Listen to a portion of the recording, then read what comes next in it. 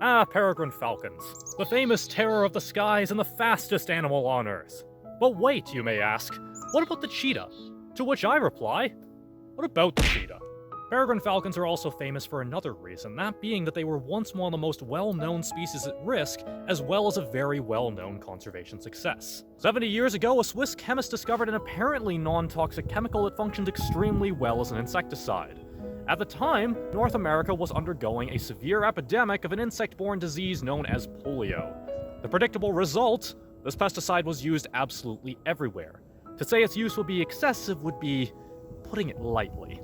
Not only did it turn out that polio was not, in fact, spread by insects, the resultant environmental contamination nearly brought raptors to the brink of extinction by weakening their eggshells and reducing their nest success to 0. Because of its devastating impacts on wildlife, DDT was eventually banned throughout North America, and thanks to the tireless efforts of biologists and thousands of hours of intensive captive breeding, the peregrine falcon and raptors like it were saved. Today, peregrine falcons have mostly recovered to their historical numbers. But that's today. What about tomorrow?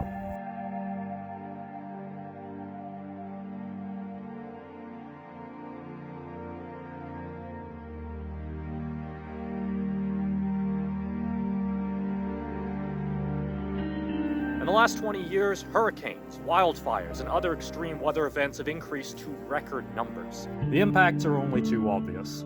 Peregrines and many other birds migrate across the Gulf of Mexico during a hurricane season that's getting longer and more severe. One notable falcon was satellite-tracked while she ran headfirst into a Category 5 storm. In the Gulf, there's nowhere to land to rest. Once you're committed to that flight, your only two options are to succeed or die. This falcon battled the winds for 3 days. On the 4th, her transmitter put her 600 kilometers out to sea. She was never heard from again. This isn't the first peregrine falcon to end her story this way, and she won't be the last. Every year seems to bring more severe droughts, heat waves, storms, and floods. The Earth's climate is getting more volatile, and it's driven by man-made climate change, the result of a century of intensive fossil fuel use. For peregrine falcons, this means more obstacles on migration, and more challenges in the breeding season. Every wildfire means a long and costly detour to avoid clouds of smoke. Every hurricane is a gamble with death. Droughts reduce food availability, and severe rains drown out nests and chicks. It paints a grim picture for peregrine falcons and many other species going forward. Life in the wild is hard to begin with, and we're not making it any easier. Fortunately, there's still a chance to turn things around, and it starts with us humans needing to reduce our dependency on fossil fuels. We've been told this will be extremely difficult, that our entire society runs on them.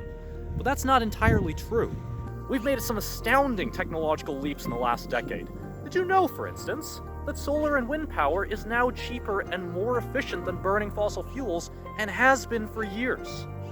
But adopting technology takes time, and it's running short. There are choices that you can make today which will help falcons and birds like them tomorrow.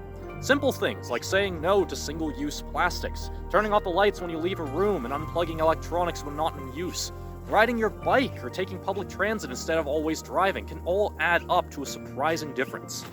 We saved peregrines once, and we can do it again. But it wasn't easy then, and it won't be easy now. But the right thing is never easy. It's just right.